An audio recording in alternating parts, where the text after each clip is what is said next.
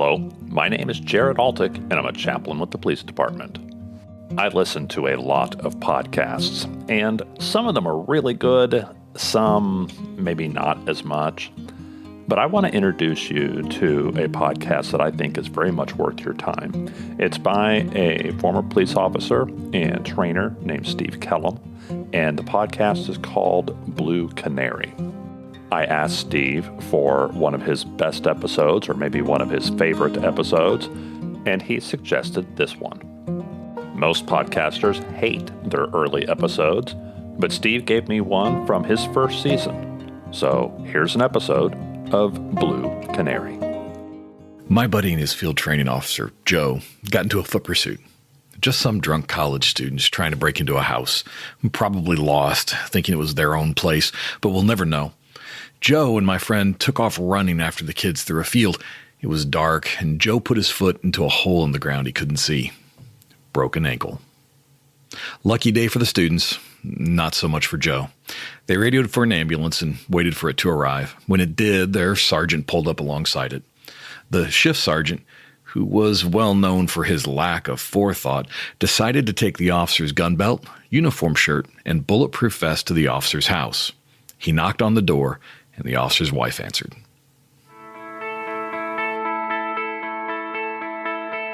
It's time to start telling our own stories. I'm Steve Kellams, and welcome to Blue Canary. When she saw the sergeant standing there in the middle of the night, holding the equipment, her eyes went wide. She put her hand to her mouth, and you can imagine what was going through her mind. Oblivious to the reaction he had caused, the sergeant said, "Joe broke his ankle and he's at the hospital. I thought I'd bring his stuff over." She slammed the door in his face and never spoke to that sergeant again. I saw a quote from a cop's wife that said, "I live a life where each night I send the love of my life to work, not knowing if they will return safe in the morning. Excuse me if I don't have time for your bullshit." I think that those quotes sum up the spouse of a police officer just about perfectly. They sacrifice so much for the one they love and the community they serve. They feel it. And if you cause them too much trouble, you'll likely feel it too. As officers, we love our families. That's a big part of why we do the job. But we also often forget them. We forget them when we're on the job. We forget the stress they go through.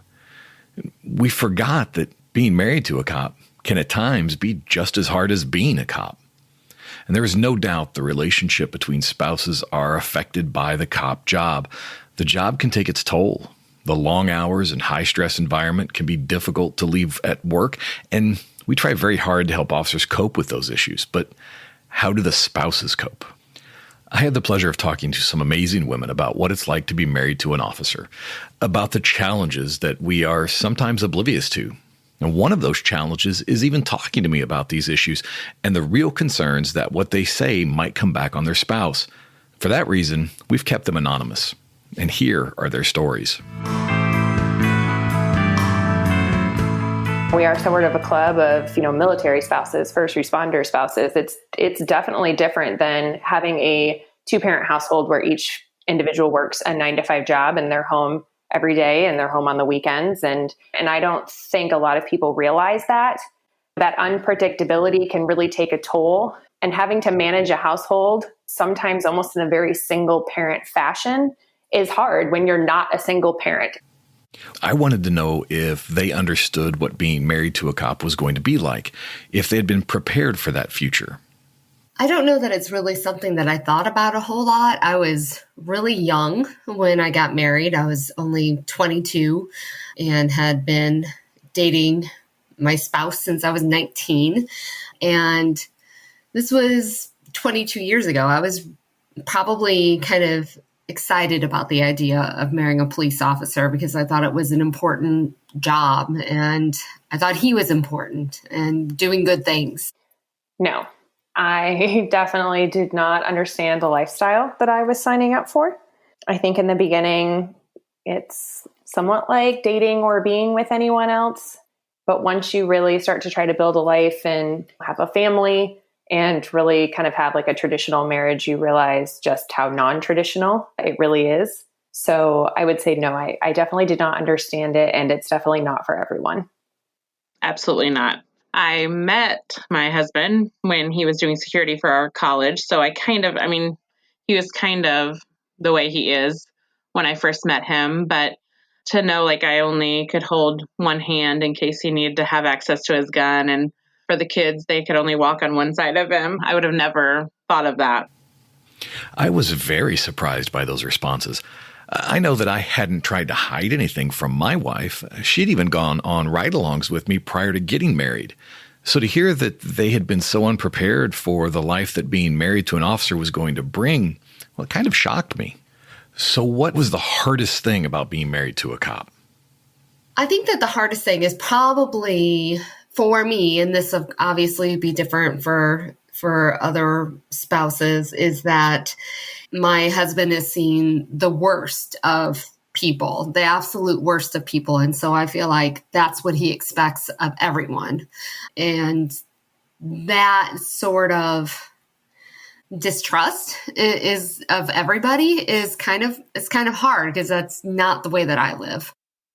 I do think that the hardest part is there is an inherent level of loneliness. There really is no replacement for your spouse not being present on holidays or family activities, other events. You can have a great support structure, a great circle of friends, but there really just is no replacement for that. And I think it goes both ways. It's hard for your spouse to watch through a FaceTime or watch through text message updates. And there's just no replacement for that. You can work around a lot, but that is the one thing you don't really anticipate, is it's just kind of always lingering there. You can find yourself spending quite a bit of the week alone. And I think that's the hardest part to always work through, because there really is no solution or replacement. I think the crazy schedule is the biggest, hardest thing. They don't have a ton of regular days off, where some people might have Friday, Saturday, and Sunday off. They work 6 days on and 3 days off, and then you have this rotating schedule. And getting used to that is one thing. But then for our families who both live out of town, like our holidays have been spent different times. The one year we had Christmas in February, and we've had to make a lot of adjustments. Different worldviews, different schedules, and the loneliness. And those are three very powerful issues. These things affect them every single day, and it affects their family as well. I was interested in how much their spouses shared with them about the job, and I was surprised to find how much their answers varied. Nothing, honestly. And that's both good and bad. I mean, it's good for me because I wasn't constantly worried or upset about what he was seeing at work and what he was doing. But obviously that's bad if he needed somebody that he could talk to about what he was doing at work, somebody that was outside of the profession, because I'm sure, and I know that he would go for coffee with the other police officers, and I'm sure that they would grouse about what was happening at work each day. But sometimes you need somebody who's from outside of that world to get a little perspective. And because he didn't share with me, I'm still learning things that I knew nothing about that he was going through now. And I'll be like, I never knew that. And he said, it's because I didn't tell you. I didn't want to tell you. I didn't want to share that with you.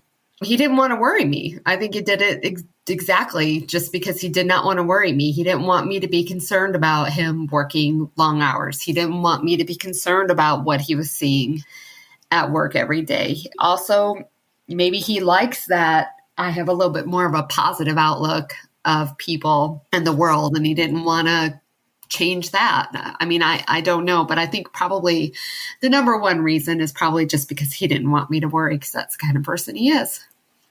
It depends on the shift and the day. Typically not a lot. When they get home, I ask, how was your day? Especially if they're home late, I get it was okay or it was long. Or my favorite, it will be on the news, is somewhat of an indicator how the day went. When he goes to work, I'm already kind of anxious. So not necessarily knowing all of the details maybe just, doesn't make it any worse for me worrying about him being gone. But at the same time, there have been times where he needs to sort of vent about the day, and you have to be willing to listen and kind of just take that in and deal with whatever your own anxiety might be if that's what he needs. I am very thankful because he talks a lot about what he does. A lot of police officers don't, but I think he needs that release, and it helps me kind of understand where he's coming from, and it helps him kind of debrief his day and kind of wind down from what's gone on. 3 different women, 3 different answers. I think this just shows that the coping mechanisms for officers are different and varied. How they can and do affect their loved ones has to be taken into account. I know that I personally shared very little about the job with my wife. I felt that to burden her with what I was dealing with wasn't fair. I think now that was probably a bad call. On the job, we have ways of dealing with the stress. Dark humor is a big part of it and can be a little jarring to the uninitiated. During the training process of new officers, they often get a crash course in bad jokes. I was curious if there were any special coping mechanisms that the wives wanted to share. He does get really angry with people and very upset with people when they are not acting the way that he expects them to be. And I just try to remember that, again, that he has seen the absolute worst of people. And I just try to be a little more forgiving than I might be for other people. I don't know if it's a special technique. I would say our kids, they've grown up in this lifestyle, so they're understanding when I have to be late to something or not present at something else. And I'm sure it's disappointing for them, but they too understand that this is how it goes. So, having a large friend circle, I think, is a great tool. It's a resource that spouses can have. But this really comes down to a personality factor. This lifestyle isn't for everyone. They say it takes a special person to be an officer. I think it takes a special person to be married to one. And it really is just making it work. You just have to decide if you want to put in the work and juggle that kind of world, and you just do it. My biggest thing is prayer. When we were dating, I was telling my mom, I said, I don't know if I can really marry a police officer. But she said, my dad was a pastor and he died of colon cancer when he was 42. So she said, there's no guarantee. Anybody can die from anything. So you just don't know. So I just pray every morning for him when I'm getting ready and stuff. And then that kind of helps me through the day. Just know that at least I've prayed for him and that he is doing the best he can to get back home to us. They're there for us. That's what the answer is boiled down to. There's no big secret to cope with the stress of being married to a cop. They just deal with it. That's strength. What do they wish their spouses knew? What had they not shared about the difficulties of being married to a cop? If their significant other was listening to the show, what would they want to tell them? I wish that he would know that he can share with me more than he has or did, and that I would be there to listen to him. But I don't know. I don't know. I think that I wish that he knew that it is hard to hear so much of the negativity that he has for the people who are just surrounding him. I mean, sometimes you just got to have a little bit of go with it and just leave it alone. Not that he ever lashes out at anybody. No, but nothing at all like that. It's just, I can see his blood pressure rising and just getting upset over things that you have no control over. Maybe that's a big part of it. He has no control over it, and that drives him nuts. I wish that he knew that it's just kind of hard for his family to see him like that. I think that they get very used to the things that they deal with day in and day out. It becomes their norm. So when he doesn't answer the phone, or he comes home, hours late, or there's been occasions where I've woken up in the middle of the night and he's gone, I don't think that they realize what that's like for people who don't deal with what they deal with day in and day out. Like, it's not normal. For them, it's no big deal. Like, they're on a case. This is what they're doing. That's where their head is at. And that's very scary for the person who's on the other end of the phone that you're not answering, or who's sitting at home expecting you to already be here. And sometimes, I know a lot of it's out of their control, but just being mindful of that, especially when you see like news alerts, news bulletins, big things going on, you want to know that they're safe, and you just don't always know that they are. And that's very hard. I think that sometimes officers just forget that there's, somebody at home who's seeing this go on, and we just don't know what if they're safe or what they're doing. And that's a real nerve-wracking kind of thing. I think they get so used to it that they forget that it affects civilians, even and their spouses included, differently. Sometimes I wish he understood that my mind does not think like his mind. Like, he literally is thinking 10 steps ahead. If this happened, then this will happen and this will happen. And I'm like, okay, we're just driving. Sometimes he's going straight to worst case scenario when I'm still like, oh, I would have never thought that those things would happen. Be mindful of that. That's the best advice for the officers out there. You have to recognize that your spouse doesn't have all the information or knowledge or training that you do, but they're still affected by your actions. Be mindful of that. I was very curious if current events and anti-police sentiment had any effect on them as officer spouses. They were all quickly to discuss issues not only with them, but with their children as well. Oh, it's awful. It's awful because honestly, if I wasn't married to a police officer, I know who I am. I know how I am. I would probably be right out there next to the protesters because I wouldn't fully understand everything that's going on. I don't know everything, obviously, but I have a much better sense.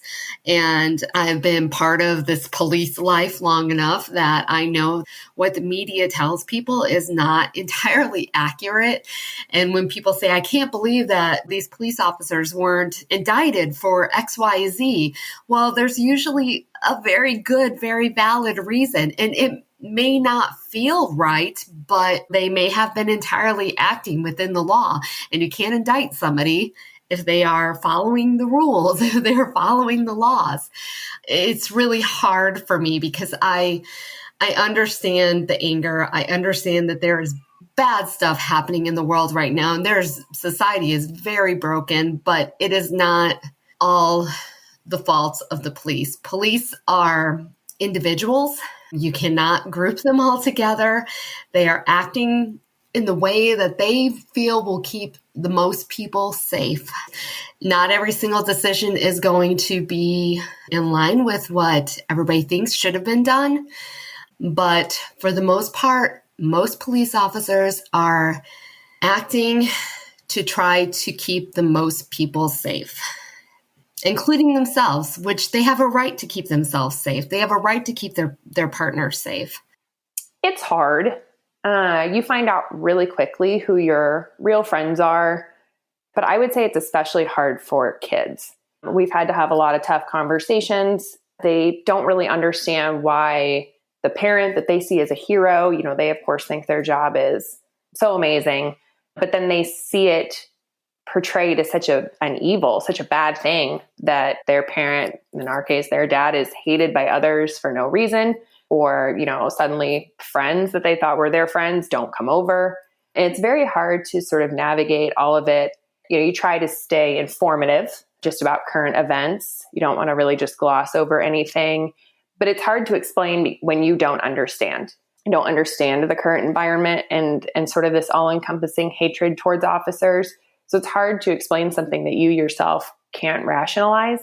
And I think that's really the hardest part is when you have kids. I think it's just tough for them to work through.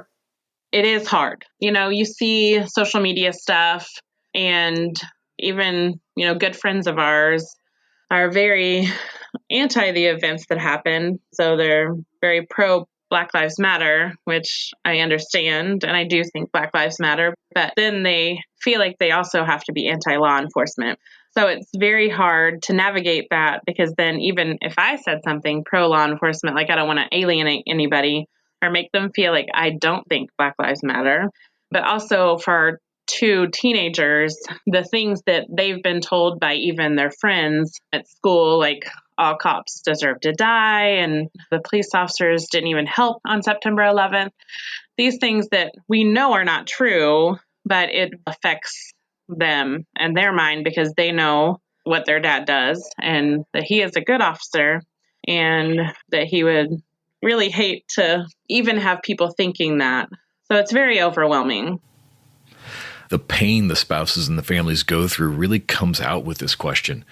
As officers, we can often set those frustrations aside and focus on the job, but to hear how the families have to deal with those very same issues is difficult. Finally, I asked them if they had any advice for the other cop spouses out there. Be prepared for some challenges. Like I said, when I went into this marriage, I was very young and I was probably just excited about the idea of being married to a police officer. I thought that he was somebody, again, who was making a difference in the community and who could make a difference in the community. And it's a tough profession to be involved with right now. And I say involved with because I don't just mean for the police officer, I mean for their families as well. Our children probably will face or have faced some things being said to them because their parents are police officers, and it's just got to be ready for it and decide, how you're going to handle it. Be patient, understanding, and be accommodating. They lack control over their schedule. They don't like it any more than you do, and you just can't make it their fault. There are days that they're going to come home and they don't want to talk. They're clearly frustrated. They clearly haven't had a good day, and it has nothing to do with you. And you can't take it personal. And I've seen that happen just in conversations. It doesn't have anything to do with you. And you have to realize that. The other key thing, just be proud of them, what they do, admire them for sticking with it. I know a lot of officers are deciding to go down other career paths and make other choices and retire earlier than they had planned. And really, no one benefits from good officers leaving the force. So be proud that they're sticking with it when they're essentially in a place where everyone is doing everything they can to make them want to quit. The main thing is the wives need to listen when their officer needs to talk and to love and support them. A big thing is to communicate with each other. We try to figure out our week like every Sunday night because every week is different. So we plan meals, we plan which kid needs to go where and how the week is going to look, and it really makes a difference. I just really want my officer to know that we love and support him because they don't always get told that from everywhere else. Support. That was the big message they had for other cops' wives. Once again, I'm struck by the selflessness of these women. There is no job more selfless than to be a police officer or to be married to one. One of the things that struck me throughout the interviews was the emotion these questions seemed to dredge up. You probably heard it in their voices as they shared their thoughts. So I decided at the last minute to ask them why this was so hard to talk about. For the most part, I really do. I just try to keep moving along and la la la la la. Everything is good. Everything is great. It's fine. It'll be fine. So by asking me these questions, you're kind of forcing me to actually sit and think about some of these issues. And I try to just keep moving along as much as I can. Because some of it is thinking of things that you might not always have at the forefront of your brain, but I think it's really good to do because people need to know that officers are just normal people and have families too, and are not usually bad. As time goes on, you kind of get comfortable in he's come home safe, like we are good to go. And then all of a sudden you get a call and be like, oh, I shot somebody today. And granted, it may have been with a rubber bullet, but it's still like, oh, wait, there's still danger. This entire episode wasn't really what I had planned. I wanted to talk with officer spouses to hear their stories, to learn a little about how the police culture has impacted them. I wasn't expecting to hear just how supportive, strong, and powerful they were. It takes a special person to be a cop, and it takes a special person to be married to one. And that's the story we need to tell. Thank you for joining. As always, I'm curious what questions you're getting asked. What isn't the news covering? What story needs to be told? Connect with me at bluecanarypodcast@gmail.com.